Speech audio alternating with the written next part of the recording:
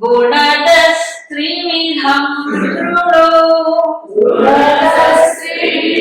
शृणु प्रोच्यमानमशेषेण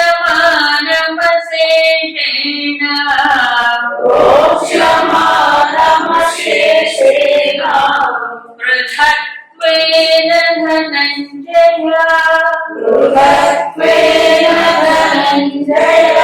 प्रवृत्तिं च निवृत्तिं च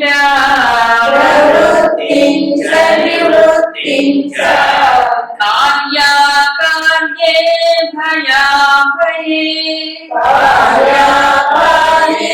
भयाभये बन्धं मोक्षं च या वेत्ति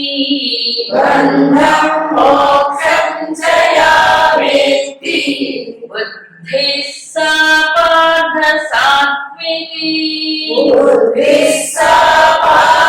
सात्विकी यया धर्ममधर्मं च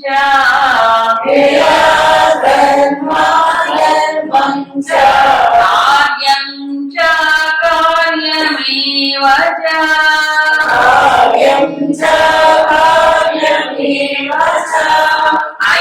अयथावत् प्रजानाति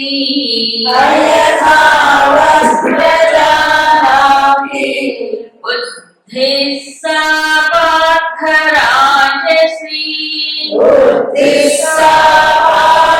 राजसी अधर्मं धर्ममिति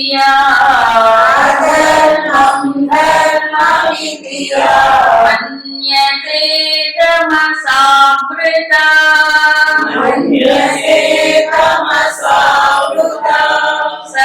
सर्वार्थान् विपरीतांश्च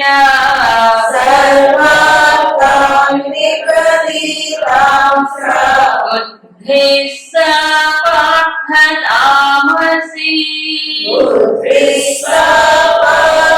तामसी ఇప్పుడు భగవంతుడు రెండు విషయాలు బుద్ధేహ భేదం ధృతేహ చ ఏవ బుద్ధి ధృతి ఈ రెండింటిలో భేదాలు గుణతః గుణాలను బట్టి మూడు విధాలుగా ఉంటుంది కాబట్టి అశేషేణ ప్రోచ్యమానం పృథక్త్వేన వేరువేరుగా విభజించి పూర్తిగా నీకు విశేషముగా నీకు వివరించి చెప్తాను ధనంజయ శృణు మధ్య మధ్యలో అంటే ఊత పదం కాదండి ఊత పదం కాదు మరేమిటి మనకి నిద్ర లేపటం మన్ని తట్టి లేపటం విను బాగా జాగ్రత్తగా విను ఎందుకంటే మనం పని చేసేది బుద్ధితో అవునా కదా తన పట్టుదల ప్రతి మనిషికి ఉంటుందండి అయితే ఎలాంటి పట్టుదల కావాలి ఏ విషయంలో ధృతి కావాలి తర్వాత బుద్ధి ఎలాంటి బుద్ధి ఉండాలి ఎప్పుడంటే ఎవరి బుద్ధి వాళ్ళకి బాగానే అనిపిస్తుంది కదా మరి ప్రమాణం ఏముండాలి మనకి శాస్త్రం ప్రమాణం అందుకు చెప్పాడు భగవంతుడు ఇదంతా సాధన కాదండి ఇదంతా సాధనేగా తన బుద్ధిని మార్చుకోవడం తన కర్మ యాటిట్యూడ్ మార్చుకోవడం కర్తృత్వ విషయంలో ఇదంతా సాధనే ఇవన్నీ వదిలేసేసి నన్ను అడిగితే 16, 17, 18 అధ్యాయులు ముఖ్యం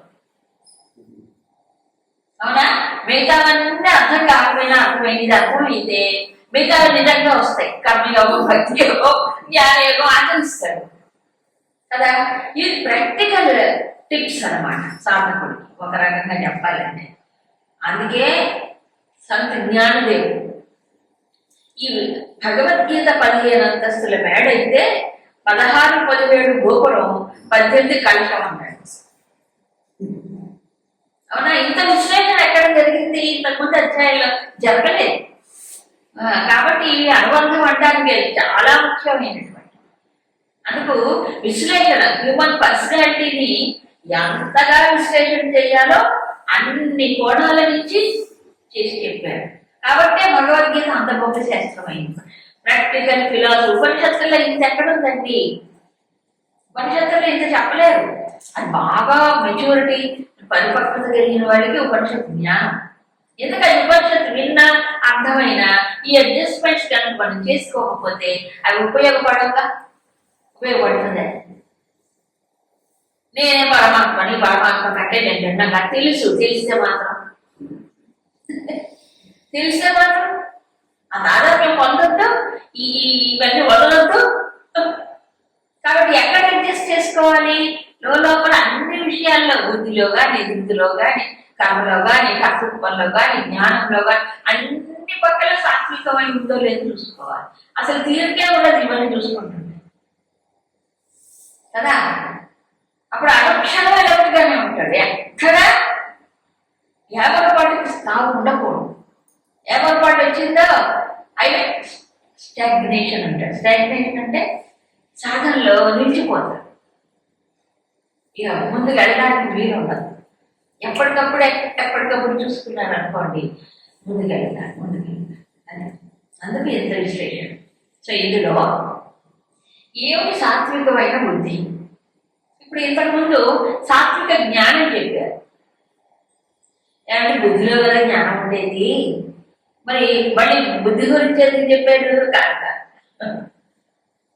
సో బుద్ధిలో ఎలాంటి అడ్జస్ట్మెంట్స్ చేసుకుంటే సాత్విక జ్ఞానం వస్తుంది, అది కదా ముఖ్యం. బుద్ధిలో ముందు దీన్ని ట్యూనప్ చేసుకోవాలి, సాత్వికత ఉండాలి. అప్పుడు సాత్విక జ్ఞానం పొందడానికి అది అర్హత వస్తుంది. అందుకు చెప్పాడు ప్రవృత్తించ నివృత్తించ కార్యాకార్యే భయాభయే బంధం చ మోక్షం యా బుద్ధి వేత్తి సా సాత్వికి. ఓ పార్థ, ఏ బుద్ధి అయితే ఈ నాలుగింటిని గురించి స్పష్టంగా తెలుసుకుంటుందో, ఒకటి ప్రవృత్తి నివృత్తులు, రెండు కార్యాకార్యములు, మూడు భయాభయములు, బంధం మోక్షం, ఈ నాలుగింటిని గురించి స్పష్టంగా తెలుసుకునే బుద్ధి సాత్విక బుద్ధి. చూసారా? ప్రవృత్తి నివృత్తి అంటే ఏంటి? మామూలుగా ప్రవృత్తి అంటే ముందుకెళ్ళడం, నివృత్తి అంటే వెనక్కి రావడం. ముందుకెళ్ళడం అంటే చుచ్చుకుపోవడం పనిలో, నివృత్తి అంటే విడ్రాలు పోవడం కర్మ నుంచి, మామూలు అర్థం.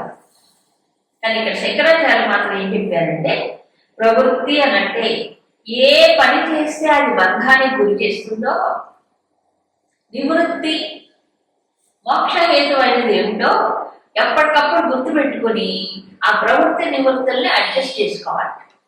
మనకి ఇది ఇది ఇది ఈ రకమైన ఆలోచన వస్తే మనకి ఇది మోక్షం వస్తుంది, ఈ అనేది బంధిస్తుంది అనేది గుర్తుపెట్టుకోవాలి.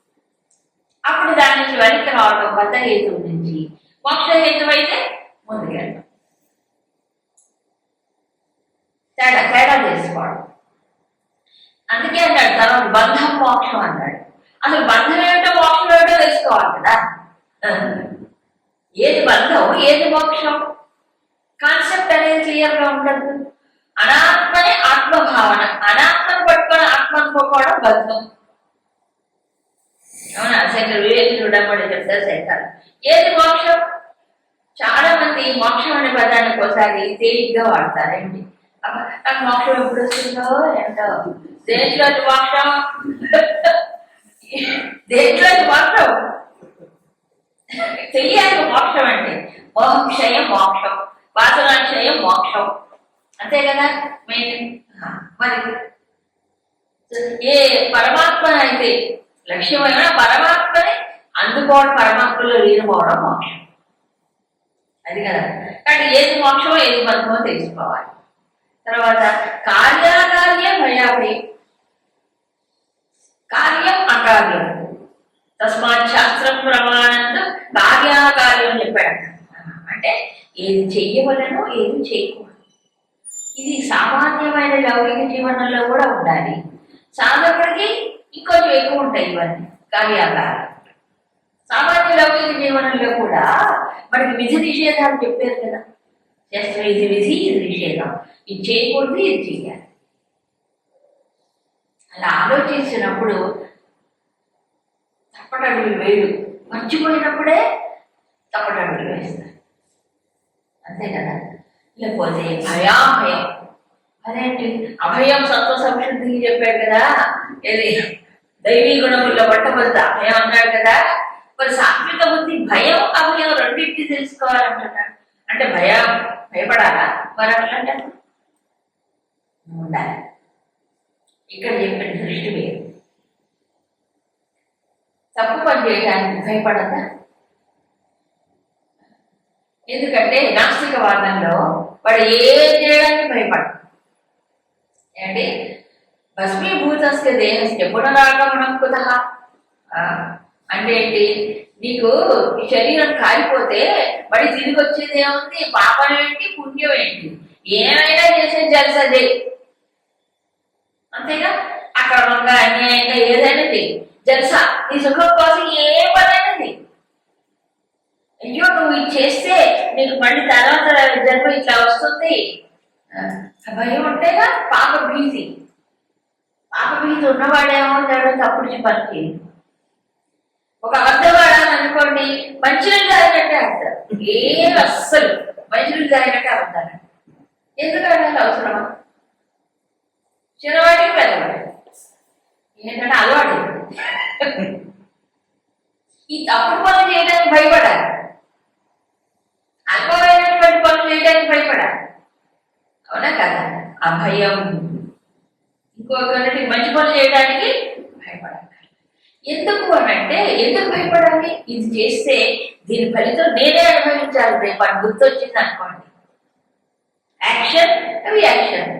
ఇది చేసినప్పుడు దానికి ఒక రియాక్షన్ ఉంటుంది కదా. ఇవాళ ఇప్పుడు ఇది చేశాను అని చక్కలు పట్టుకోవడం కాదు, రేపు దీని ఫలితం ఎవరు అనుభవించాలి? నేనేగా అని దృష్టి ఉన్నవాడు చేయడు. ఇప్పుడు ఆ పాప మీద పోయింది మనుషులకి. తర్వాత ఏమిటంటే ఎవరు ఆలోచన? ఇప్పటికిప్పుడు అంతే, అన్ని ఇన్స్టెంటే. అవునా? అన్ని ఇన్స్టెంట్. కాబట్టి కొత్త అంటే అన్ని ఇన్స్టెంట్లే కావాలి మనిషికి. కాస్త వెయిట్ చేసి, కాస్త ఆలోచించి, ఏమిటి భవిష్యత్తు సాగుతుంది చూడండి తెలుగులో.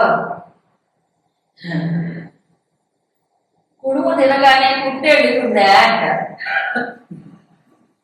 కుడుము అంటే లోపల బాగా హెవీ ఫుడ్ అనుకోండి, మంచి కుడుములు. కుట్టు అంటే నొప్పి. కుడుము బాగా బాగున్నాయి అనుకోని పట్ట నిండా తినేశాడు, తర్వాత నొప్పి ఎప్పుడు వస్తుంది? వెంటనే రాదు. తినేటప్పుడు నొప్పి రాదు. ఎప్పుడు వస్తుంది? ఏదో ఈ ప్రాసెస్ లో దానికి హెవీ ఎక్కువై ఏదో రకరకాలుగా తెలియక వస్తుంది. అవునా కదా? అలాగే మనం చేయగానే మనం వెంటనే రాదు ఫలితం. ఎప్పుడు వస్తుంది? ఎప్పటికో వస్తుంది. అది ముందుగా ఊహించాలి వీడు, అంతే కదా? ముందుగా ఊహించి ముందుగానే జాగ్రత్త పడాలి. అందుకని భయం, అభయం.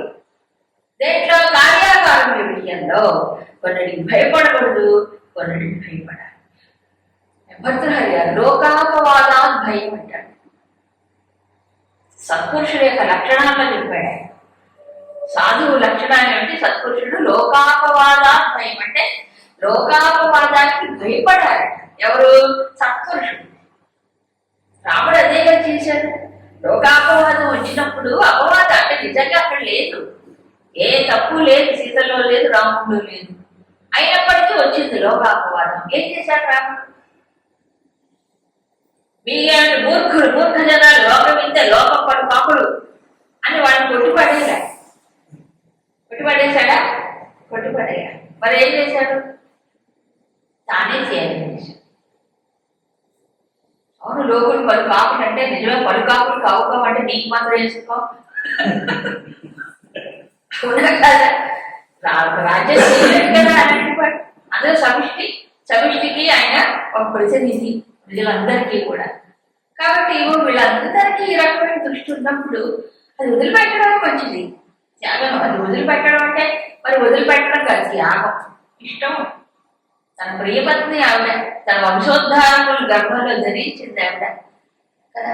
సో వాడిద్దరు మధ్యలో పొరపచ్చాలే కానీ లోకాపవాదానికి భయపడదు. రాముడు చెప్తాడు క్లియర్గా. రాముడు లోకాపవాద దృష్టితో చూస్తున్నాను కాబట్టి నువ్వు నా కంటికి చాలా ఇబ్బందిగా కనిపిస్తున్నావు ఇప్పుడు నాకు నువ్వు అంటాడు. అందుకు ఆయన త్యజించాడు. అంతే. త్యజించడం అంటే అక్కడ లంకలో ఇక్కడ, అందుకే అక్కడ అగ్ని పరీక్ష చేసుకుంది, తనకు తాను నిరూపించుకుంది. ఇక రెండవసారి ఇక్కడ వచ్చేటప్పటికి ఇది లోకం అంతా బాగా. మరి ఏం చేయాలప్పుడు? మరి సాక్షాత్తు భగవంతుడే వచ్చినప్పుడు లోకాపవాదానికి భయపడి ఆయన త్యాగం చేశాడే, ఇక సామాన్యులు దేవుడు అంత చిన్న జీవితం. కాబట్టి భయపడాలి. సత్పురుషుడు అంటే ఏమంటుందో లోకం నిందిస్తుందేమో, వాళ్ళు ఇలా అనుకుంటారేమో, మంచిది కాదు కదా. ఎందుకంటే ఎందుకు ఇలా భయపడాలి అంటే ఒక విషయం చెప్తారు అక్కడ. ఎంతకాలం మనిషి పైన ఈ లోక అపవాదం ఉంటుందో అంతకాలం ఆ పై లోకాల్లో వాడికి ఇది ఉంటుందట, లోక అపవాదం. అతను జాగ్రత్త పడాలి. ఇప్పుడు సీతారాముడు జాగ్రత్త పడినా వచ్చింది. కాబట్టి ఏది లోకాపవాదం కారణంలో దాన్ని చెల్లించాడు ఆయన. అది ఇది అవసరం. రాముడేంటి ఎందుకు భయపడాలి అనుకుంటే ఏముందిలే, ఆయన తెలుసు కదా అంటారు. కాబట్టి దేనికి భయపడాలి అంటే దేనికి భయపడకూడదు. అరణ్యానికి వెళ్ళడానికి భయపడ్డాడు. భయపడ్డారా? భయపడ్డాడు. సత్యం నిలబడడానికి నిలబడ్డాడు. అబద్ధం ఆడడానికి భయపడ్డాడు. ఇది అందుకని మామూలుగా చూడండి, ఈ రోజుల్లో ఏంటంటే వాల్యూస్ రివర్స్లో పోతాయి. ఏదైతే మంచిగా దానికి వాల్యూ ఇవ్వట్లేదు. కాబట్టి మంచికి మనం వాల్యూ ఇవ్వనప్పుడు ఎక్కువ మంది సొసైటీలో వీక్ పర్సన్స్ ఏమంటారు, మంచికి విలువనివ్వరు. ఆ చెడే గొప్పగా కనిపిస్తే దానికే విలువనిస్తుంటారు. కాబట్టి నలుగురితో పట్నారాయణ గుంపులో గోవింద. అదే అంతే తప్ప ఏ శాస్త్రం ఏం చెప్పింది, నలుగురు ఇప్పుడు ఇక్కడ భయపడకూడదు. కొన్నిటికి నలుగురు అనుకుంటారేమో, ఏమండి మనము వచ్చిన వాళ్ళకి మనము ఐస్ క్రీమ్ పెట్టకపోతే ఏమనుకుంటారు? ఈ ఐస్ క్రీమ్ ఏమి తప్పనిసరి చేయాల్సిన వంట ఏంటండి? అది చేయకపోతే ఏమవుతుందో, ఇది చేయకపోతే ఏమవుతుందో, హల్దీ ఫంక్షన్ పెట్టకపోతే ఏమవుతుందో, వాళ్ళు ఏమనుకుంటారు, వీళ్ళు ఏమనుకుంటారు. గొప్పగా ఆటపడాలి. దీనికి ఏం భయపడింది? ఈ శాస్త్రం కాదు, పద్ధతి కాదు, శిష్టాచారం కానే కాదు, అని అనాచారం దురాచారం. అదొక ఆచారం అయిపోయింది. ఇప్పుడే అది చేయకపోతే నలుగురు ఏమన్నా అనుకోరు అనుకుంటారు. అనుకునే నీకే నువ్వు ఉండదు కదా, నీకు తెలిసినప్పుడు నువ్వు ఉండదు కదా. తెలిసిన వాళ్ళు తెలియని ఒకటే కాదు. ఏమైపోయింది చెప్పండి? ఎవరైతే నియమాలు పాటించాలో, ఎవరైతే అందరికి ఇదిగా ఉండాలో వాళ్ళే దాన్ని పాటించకపోతే ఏమైతే ఎవ్వరు దీన్ని పట్టించుకోరుగా. అలా అన్ని దిగారు రోజు కదా. కాబట్టి నలుగురు పోయిన బంధాలను పోకరు. లోకాపవాడు భయం కాదు. శంకర్లు మరొకరు చెప్తారు, ఏమిటి లోకాన్ని నువ్వు అనుసరించక్కర్లేదు అంటాడు కొన్ని చోట్ల. ఎందుకంటే లోకంలో స్టాండర్డ్ అనేది ఉండదు సామాన్య జనులకు. అవునా? స్టాండర్డ్ ఇక్కడ మనకేంటి, ఓ శాస్త్రం, ఒక పెద్దలే, దాన్ని పట్టుకోవాలి. కానీ నలుగురితో పట్టారాయణ పోయాడంటే సాధనలో దేనికి ముందుకెళ్ళలేడు, ఏ పని చేయలేడు, ముందుకెళ్ళలేడు. కాంప్రమైజ్ కాకూడదు వాడికి. చూసారా? సో దేనికి భయపడాలి, దేనికి భయపడదు. దానికి ఆ బుద్ధి ఏదైతే తెలిసి ఉంటుందో ఆ బుద్ధి సాత్వికమైన బుద్ధి. ఇందులో కాంట్రడిక్షన్ అనిపిస్తుంది కానీ ఏమీ లేదు. అందుకే సాత్వికత కావాలి. ఉన్నప్పుడు దేనికి భయపడాలి, దేనికి భయపడకూడదు తెలుసుకుంటాడు. ఇక రాజసికం, ధర్మం అధర్మం, కార్యం అకార్యం, అయథావత్ ప్రజానాన్ని అంటే అయథావత్ ఉన్నట్టుగా తెలుసుకోలేడు. మిస్అండర్స్టాండింగ్ అంటాడే, శాస్త్రాన్ని తప్పుగా అర్థం చేసుకుంటాడు, ఇంకెవరైనా చెప్తే తప్పుగా అర్థం చేసుకుంటాడు. అయథావత్ అంటే శాస్త్రం కూడా ఉన్నట్టుగా అర్థం కాదు, మనకు అనుకూలంగా అర్థం చేసుకుంటాడు. రాజసి అది రాజసికమైన బుద్ధి. అంటే సరైన జడ్జిమెంట్ లేకపోవడం, నిర్ణయం లేకపోవడం, అర్థం చేసుకోలేకపోవడం. ఇక తమస్సుతో అధర్మం ధర్మం అన్ని విపరీతం. అందుకని సర్వార్థాన్ని విపరీతం. బుద్ధుల తమస్సు బాగా ఆవరించినప్పుడు ఏమవుతుంది, ప్రతిదీ వ్యతిరేకంగానే అర్థం అవుతుంది. అధర్మమే ధర్మం అనుకుంటాడు. చూడండి, అర్జునుడు విషాదంలో పడ్డప్పుడు, విషాదం అంటే తమస్సే, విషాదం అంటే తమస్సే. తపస్సులో పడ్డప్పుడు ఏమైంది అర్జునుడికి, అయ్యో హత్వైత నాటతాయిన, వీళ్ళకి చంపితే వాడికి పాపం వస్తుంది కదా అన్నాడు. వాడు ఆతతాయిలు అంటూనే వాడికి చంపితే పాపం వస్తుంది అన్నాడు. అతదాయం చెప్తే పాపం రాదు. నువ్వు వాళ్ళని ఈ కలుపు మొక్కలు ఏరు పారేసినట్టు ఏరు పారేయాలి సమాజం. పాపం ఏం కాదు, కానీ మరి ఆ సమయంలో సమస్య వచ్చింది, పాపం పాపం పాపం అన్నాడు. అవునా కదా? దాన్ని ఏదైతే ధర్మయుద్ధానికి వచ్చాడో ఆ ధర్మయుద్ధం చేయకుండా నిష్క్రమించాలనుకున్నాడు. పైగా అది అహింస అనుకుంటున్నాడు. అవునా? దానికి ఎంత ఘోరమైన పరిణామాలు జరుగుతాయి కృష్ణ ఈ యుద్ధం జరిగితే అని ఇంత పెద్ద ఇచ్చాడు భవిష్యత్ దార్శనికుడు లాగా చెప్పలే. వాళ్ళందరూ శస్త్రాన్ని పట్టుకొని చంపినాడు. ఏం మాత్రం చంపడం అహింస, ఇంకో చంపబడితే ఇంకో చంప చూపించు అన్నట్టుగా. ఆ సమాజం కోసం నువ్వు చేస్తున్నావు, నీ కర్తవ్యం అది, నీ పర్సనల్ విషయం కాదది, నీ వ్యక్తిగత విషయం అయితే నువ్వు ఏమైనా చేసుకోవాలి. ఆయన ఎవరు? అర్జునుడు ఇక్కడ మొత్తం ఇంతమందికి ప్రతినిధిగా ఉన్నాడు సార్ ఆయన. అలాంటి వాడి బాధ్యత వేరు, ఒక ఇండివిజువల్ బాధ్యత వేరు. అవునా కదా? అక్కడ మిస్ప్లేస్డ్ కంపాషన్ అంటే ఏంటి? ఎవరిపైన దయ చూపించాలి, ఎంతవరకు చూపించాలి, ఎప్పుడు చూపించాలి. దయ అవసరమే, వాడిపైన దయ చూపిస్తారు. అక్కడ ఎవరున్నా సరే శత్రుపక్షంలో నీ యుద్ధం చేయాల్సిందే. నువ్వు నీ వ్యక్తిగతంగా చేయట్లేదు కదా యుద్ధం కదా. అలాంటప్పుడు నువ్వు భయపడకూడదు, అక్కడ దయ చూపించకూడదు. దయ చూపించడానికి వీలు లేదు కదా. అందుకని ఏంటంటే విపరీతంగా అర్థం అవుతుంది, అన్ని వ్యతిరేకంగా అర్థం. ఆ బుద్ధి తామసికమైనటువంటి బుద్ధి. సర్వార్థాలు విపరీతం. ఏదైనా శాస్త్రంలో చెప్పింది కూడా విపరీతంగా అర్థం చేసుకుంటాడు. కృష్ణుడు ఏం చేశాడు? మధురా నగరానికి ఆహ్వానం పంపితే కంసుడు కూడా ఎందుకు పంపాడు? కృష్ణుడు పట్టు పెట్టాలని పిలిపించాడు. సరే, కృష్ణుడు తెలియదు ఏముంది, వచ్చాడు. కూర యాపడం ఏనుగురు పంపించాడు, దాన్ని చేశాడు, కూల పెట్టాడు. మళ్ళా ఏనుగులు పంపించాడు, వాళ్ళని కూడా ఓడగొట్టేశాడు, జయించేశాడు. ఇక తర్వాత కంసుడిని తానే డైరెక్ట్ గా సింహం దూకినట్టుగా దూకి చంపేశాడు. ఏం చేయలేకపోయాడు కంసుడు. ఇదంతా కథ విన్నాడు. అప్పుడు కథంతా చెప్పాడు మాస్టర్. ఆయన కథ బాగుందా? బాగుంది సార్, చాలా బాగుంది. ఏం తెచ్చుకున్నారంటే మేడం ఆమె చంపాలి. కొన్ని దుప్పదేగా చెప్పింది మేడం బాగా చంపబడి. వాడు దుష్టుడు, దుర్మార్గుడు కంసుడు. ఎంత ఘాతకమైన పనులు చేశాడు తెలుసా? కృష్ణుడు అక్కడ పుట్టిన సమయంలోనే ఆ ఏజ్ గ్రూప్ లో ఆ నెలలు రోజుల్లో పిల్లలందరినీ చంపబడి పూజని పంపించాడు కదా. ఎంతమంది రాక్షసులు పంపి ఎంతమందికి ఎంత నష్టం. ఆఖరికి ఆ వృష్ణి వంశంలో ఉన్నటువంటి సత్పురుషులు ఎవ్వరు కూడా వదరులో లేకుండా దిక్కులు పట్టుకొని పారిపోయేలాగా చేశాడు. ఎవరి వాడు తల ఒక చెట్టు పుట్టకోవాడు అయిపోయారు. కృష్ణుడు కంస సంహారం జరిగిన తర్వాత వాళ్ళందరినీ పడి మొదలు పిలిపించాడు.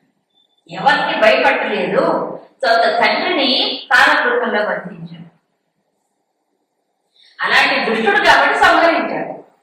ఊరికి చిన్న ఎగ్జాంపుల్. అయ్యగారు ప్రజానాది అంటే వ్యతిరేకంగా అర్థమవుతుంది. ఎందుకు? తామసికమైన బుద్ధిలో జడ్జిమెంట్ అసలే ఉండదు, అసలు ఆలోచనే ఉండదు. తమస్సులో మూసుకుపోయినప్పుడు ఏమీ ఉండదు అన్నమాట. విచక్షణే ఉండదు, వివేకమే ఉండదు. కాబట్టి అన్ని వ్యతిరేకంగానే అర్థం అవుతాయి. అది కాబట్టి అందుకే శాస్త్రాలని వినాలి. శాస్త్రాలను ఏం చేయాలి? శ్రవణం చేయాలి మహాత్ముల దగ్గర. లేకపోతే మంచి శాస్త్రాల్లో నిష్ణాతులైనటువంటి వారి యొక్క గ్రంథములనైనా చక్కగా అధ్యయనం చేయాలి. ఎవరు పట్ల వాళ్ళు రాస్తే కాదు, ఒక స్టాండర్డ్ ఉండాలి. వాడు సాధన చేసిన వాడు, అందుకున్న వాడు, విచక్షణాపరుడు. అవునా?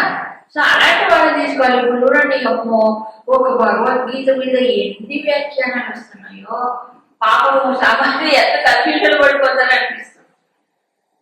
ఎవరికి ఇష్టం వచ్చినట్టు వాడిని చెప్పేస్తారు, ఎవరికి ఇష్టం వచ్చిన వాడు రాస్తున్నారు ఇప్పుడు గ్రంథాలు కూడా.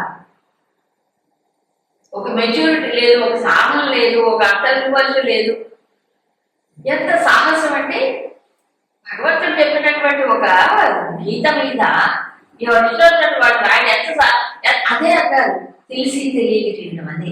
ఇది తామసికమైన. ఒకసారి చదవగానే అర్థమైపోయింది, రెండుసార్లు చదవగానే అర్థమైపోయింది. అర్థమైతే మాత్రం ఏముంది, మనం ఏమనుకున్నాం దాన్ని ఎంతవరకు ఆచరణలో పెట్టుకున్నాం అని ఆలోచించండి. రాసేయడం పుస్తకాలు రాసేయడం, డబ్బులు ఎవరిస్తే ప్రింట్ చేయడం వదలడం మార్కెట్లో. ఆ విషయంలో కూడా చాలా ఆశ్చర్యంగా ఉన్న పరిస్థితులండి. తామసం మనకేమిటి అథారిటీ కదా, ఎవరు అథారిటీ అని తెలుసుకోవద్దు. కాబట్టి బాధ్యతారహితంగా చేయకూడదు పనులు. సమాజంలో అది ఎలాంటి ప్రభావం వస్తుందో మనకు తెలియదు. సరే, ఇప్పుడు ధృతి. ధృతి అంటే ఒక రకమైన పట్టుదల అనుకోండి. బట్ ఆ పట్టుదలలో కూడా ఏ విషయంలో పట్టుదల చూపించాలి అనేది 3 శ్లోకాలు చెప్పారు. ధృత్యాయయా ధారయతే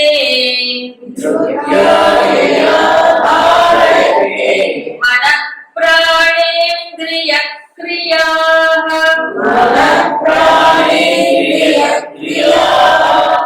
యోగేనావ్యభిచారిణ్యా ధృతిః సా పార్థ సాత్వికీ.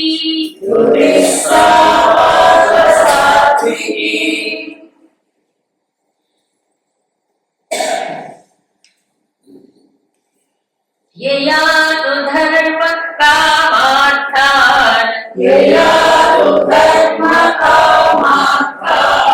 ధృత్యా ధారయతే అర్జున.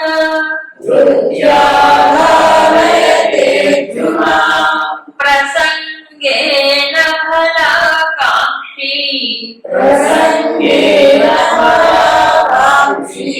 ధృతిః సా పార్థ రాజసీ.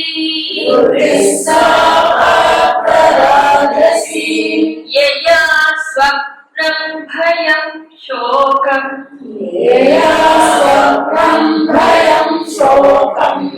విషాదం పరమేవ చ. న విముచ్యతి దుర్మేధా ధృతిః సా పార్థ తామసీ.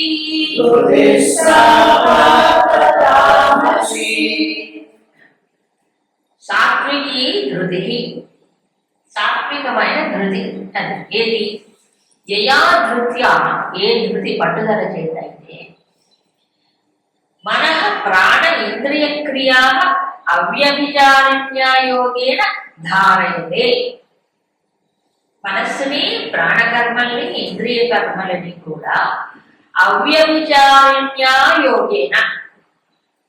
ఇంతకుముందు అవ్యభిచారిణి భక్తి వచ్చింది. ఇక్కడ అవ్యభిచారణ మనస్సు అటు ఇటు వాటికి చలించకుండా, అటు ఇటు పరిగెత్తకుండా ఆ యోగం పరమాత్మతో అనుసంధానం చేసే యోగములో, ఆ సాధనలో, దృష్టిలో మనస్సుని, ఇంద్రియములను, ప్రాణకర్మలు, కర్మేంద్రియ జ్ఞానేంద్రియాలు అంటే మనస్సుని కూడా నేర్పడం. దేంట్లో? అనుసంధానంలో. ఎవరితో? పరమాత్మతో. అప్పుడు అది సాత్వికమైన. ఈ విషయంలో పట్టుదల. మనసులో ఏకాగ్రం చేయాలి. ఏ సాధన చేసినా వీటితోనే మనసుతో, ప్రాణేంద్రియములతో పని చేస్తాం. అది చేసేటప్పుడు ధృతి అంటే దృష్టి నిలపాలి. అది యోగం అవ్వాలి, అది యాంత్రికం కావాలి. సో అది శరీరంతో చేసే పనైనా, ఇంద్రియములతో విషయమైనా, మనస్సుకు సంబంధించిన విషయమైనా యాంత్రికంగా చేయకూడదు.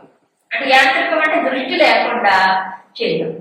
అందుకే చదివేటప్పుడు కానీ, పాడేటప్పుడు కానీ, ఏది చేసినా అది యోగమే అవ్వాలి. ఎవరి కోసం చేస్తున్నాం? వాళ్ళకి వీళ్ళకి కోసంగా మనం చెయ్యక్కర్లేదు కదా. నాకు నా దేవుడి మధ్యలో ఎవరు అంటాం? ఎవరు అంటారు కదా. అది ఏం చేసినా భగవంతుడికి ప్రీతికరంగా, భగవంతుడికి సమర్పణ భావనతో కదా. అనుసంధానంతో ఇంకా ఏదే ఆయనతో అనుసంధానం ఏకత్వ భావన అన్నిటికంటే శ్రేష్టమైనది. అలా దాంట్లో నిలిపితే అది ఏమవుతుంది? సాత్వికమైన ధృతి. ఈ యోగములో నిలిపితే సాత్విక ధృతి. యోగం అంటే మళ్ళీ ఆసనాలు అవడే కాదు బాబాయ్, మళ్ళీ ఆసనాలు ప్రాణి. ఇప్పుడు యోగం అంటే ఆసనాలు ప్రాణి, ఆసనాలు ప్రాణి, ఇదే యోగం. అది కాదు ఇక్కడ. భగవద్ అనుసంధానమే యోగం. భగవద్ అనుసంధానం కోసము ఇంద్రియాన్ని, మనసుని, ప్రాణమును కనుక దృష్టితో ఏకాగ్రముగా నిలిపినప్పుడు అది సాత్వికమైన ధృతి. ఎందుకు? ఆ పట్టుదల వల్ల ఏమవుతుంది? ఆధ్యాత్మిక పురోగమనం వస్తుంది, అంతఃకరణ శుద్ధి జరుగుతుంది, ఇంద్రియాలకు క్రమశిక్షణ వస్తుంది. అంతేగా అన్నిటికీ. అప్పుడు ప్రాణములు కూడా ఏమవుతున్నాయి? ప్రాణశక్తి కూడా సద్వినియోగం అవుతుంది. ఇలా ప్రాణశక్తి ఏమవుతున్నాయి? రాంగ్ ఛానల్స్ లో వెళ్ళిపోవట్ల ఎనర్జీ అంతా వేస్ట్ అయింది.